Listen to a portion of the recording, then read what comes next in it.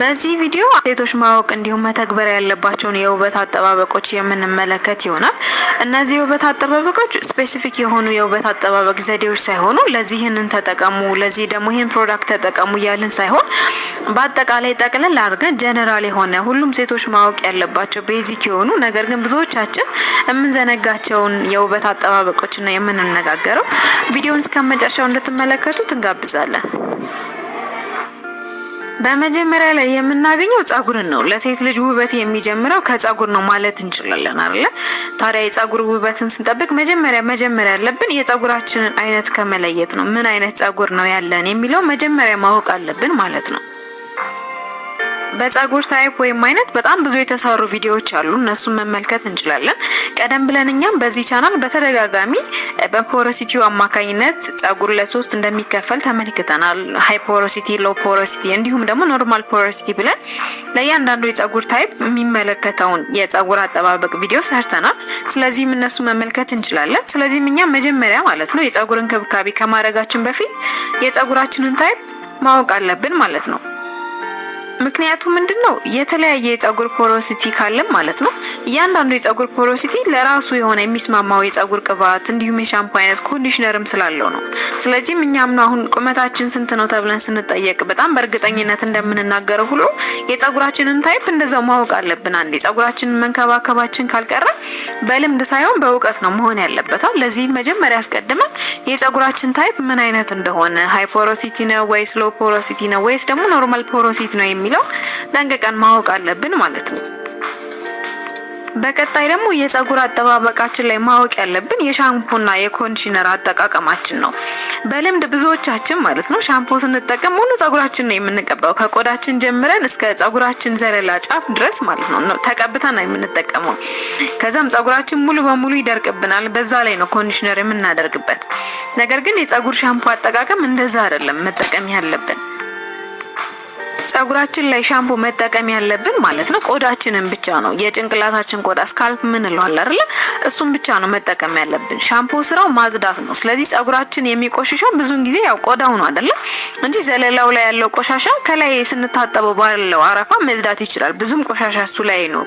ስለዚህ የሻምፖ ዋና ጥቅሙ ምንድነው? የጭንቅላታችንን ቆሻሻ ከውስጥ ያለውን ስካልፓችንን ማጽዳት ነው።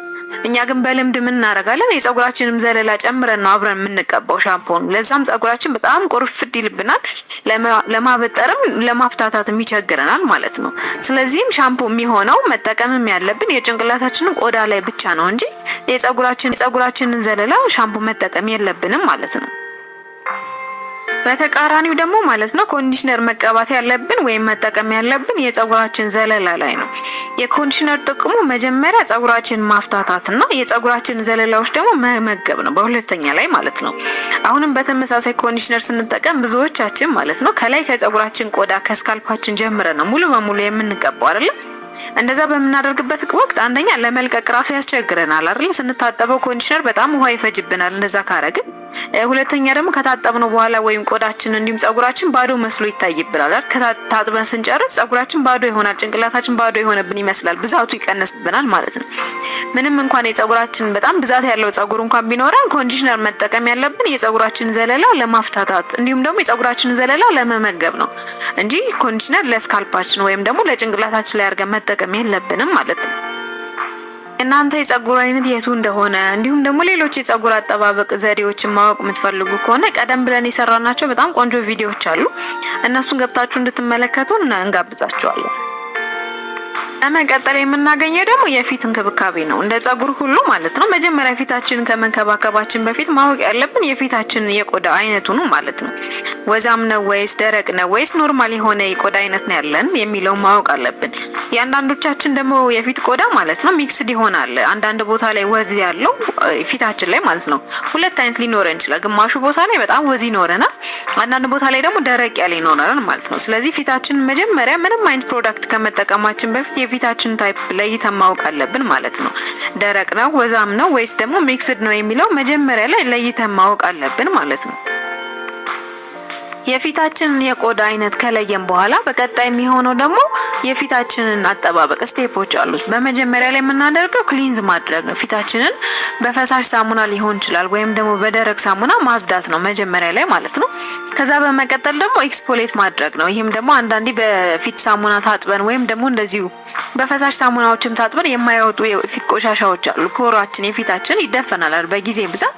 እነሱን ደግሞ በሳምንት ወይ ደግሞ በ3 ቀን ኤክስፎሌት ማድረግ አለብን። ከዛ በመቀጠል ደግሞ ማድረግ ያለብን ፊታችንን ሞይስቸር ማድረግ ነው፣ መመገብ ማለት ነው። የጸዳ ፊታችንን ፖሩም የተከፈተ ፊታችን ምግብ ይፈልጋል። ስለዚህ ፊታችንን ከኛ ጋር የሚሄዱ ሞይስቸራይዘሮችን መጠቀም አለብን ማለት ነው። ከዛ ደግሞ በመጨረሻ ላይ የጸዳው ፊታችን እንዲሁም ደግሞ በሚገባ ሞይስቸራይዝድ የሆነ ወይም የተመገበው ፊታችንን ደግሞ ፕሮቴክት ማድረግ አለብን። እሱንም ፕሮቴክት የምናደርገው ደግሞ ብዙ ጊዜ የፊታችን ቆዳ ላይ ችግር የሚያመጣው ፀሐይ ነው። ስለዚህ በመጨረሻ ላይ ሰንስክሪን እንጠቀማለን ማለት ነው። ይሄ 4 ፕሮሲጀር ነው። በቃ ማንኛውም የፊት አይነት ቢኖረን የምንም አይነት የፊት ፕሮዳክቶችንም ብንጠቀም ማድረግ ያሉብን 4 ስቴፖች እነዚህ ናቸው። መጀመሪያ ክሊንዝ እናደርጋለን፣ ከዛ ኤክስፎሌት እናደርጋለን፣ ከዛ ደግሞ በመቀጠል ሞይስቸር እናደርጋለን ፊታችንን፣ እንዲሁም ደግሞ በመጨረሻ ላይ ሰንስክሪን ወይም ደግሞ ፕሮቴክቲቭ እናደርግለታለን ማለት ነው። በመቀጠል ደግሞ የምናየው የሰውነት ጠረናችን አጠባበቅ ነው። ያው ሴቶች በዚህ አንታማም፣ ጥሩ ጠረን ያለን ብዙውን ጊዜ። ታዲያ እዚህ ጋር ልንሰጣችሁ የምንፈልገው ቲፕ ምንድነው? ብዙውን ጊዜ ለጠረን ሲባል የምንጠቀማቸው ነገሮች ማለት ነው በቻልናቸው መጠን ኸርባል የሆኑ ሞር ናቹራል የሆኑ ፕሮዳክቶች ቢሆኑ ምንም እንኳን አንዳንድ ፕሮዳክቶች ማለት ነው ለጊዜው ጥሩ የሚባል ጠረን የሚሰጡን ጥሩ የሚባል ሽታ የሚሰጡን ቢሆኑ ነገር ግን በቆይታ ማለት ነው በተለይ ደግሞ ከሰውነታችን ጋር ንክኪ ያላቸው እንደ ክሬም አይነቶች ማለት ነው ሰውነታችን እነሱን ብቻ እንዲለምድና ያለ እነሱ አንድም ቀን መዋል እንዳችን ያደርጉናል። አንድ ፕሮዳክት ብቻ መጠቀም በርግጥ በጣም ጥሩ የሚባል ነገር ነው። ነገር ግን ብናቆማቸው ያን ያህል የማይታይ ሳይድ ኢፌክት ያላቸው ፕሮዳክቶች አሉ። ውስጣቸው ያለው ኬሚካል ሰማው ናቹራል የሆኑ ማለት ነው። ለምሳሌ ቫዝሊን እንደምሳሌ ማንሳት እንችላለን። ስንጠቀመው በጣም የሚገርም ጥቅም ይሰጠናል።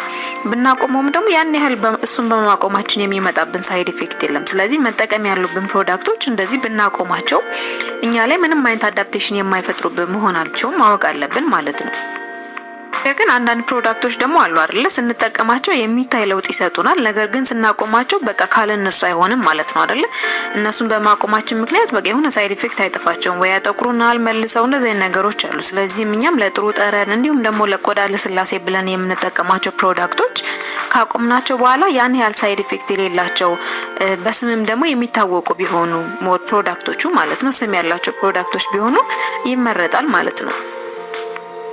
በመጨረሻ ላይ ደግሞ የምንመለከተው ብዙዎቻችን ሰልፍ ኬር ሲባል የሚመጣብን ማለት ነው ፊዚካሊ ያለን ነገራችንን ኬር ማድረግ ነው። ጸጉራችን ሊሆን ይችላል፣ ፊታችን ሊሆን ይችላል። ነገር ግን ሰልፍ ኬር ከሱም ዘለል ያለ ነው። ከሱም በለጥ ያለ ፊዚካል ከሚታዩ ነገሮቻችን በበለጠ ማለት ነው የማይታዩ ነገሮቻችን እኛን የሚገነቡን ብዙ ነገሮች አሉ። ለምሳሌ ፊዚካሊ ጤናችን ለመጠበቅ ስፖርትን መስራት ይኖርብን ይችላል። እንደኛ ምርጫ ፊዚካል ኤክሰርሳይዝ ማንኛውንም ስፖርት ሊሆን ይችላል፣ ወክም ማድረግ ሊሆን ይችላል ማድረግ አለብን። አዳዲስ ቦታዎችን በቻልነው መጠን እዚሁ አንድ ከተማ ላይ ብንሆን ራሱ አይተናቸው ማናውቁ ቦታዎች ላይ እየተዟዟሩ ማየት ሊሆን ይችላል። መጽሐፍትን ማንበብ ሊሆን ይችላል። እንደዚህ አይነት ነገሮች በምናደርግ ጊዜ ማለት ነው ከሚታየው ፊዚካሊ ከሚታየው ነገራችን አለፍ ብለን ማለት ነው ሙሉ በሙሉ ሰልፍ ኬር ይሆንልናል ማለት ነው። ስለዚህም እኛም በመጨረሻ ማለት ነው ፊዚካሊ ያለ ቀደም ብለን ያወራናቸው ነገሮች እንዳሉ ሆነው እነዚህ ግን ሰልፍ ኬር ሙሉ የሚያደርጉ ነገሮችንም ማድረጋችንን መርሳት የለብንም ማለት ነው። ቪዲዮውን እስከ መጨረሻው ስለተመለከታችሁ እናመሰግናለን።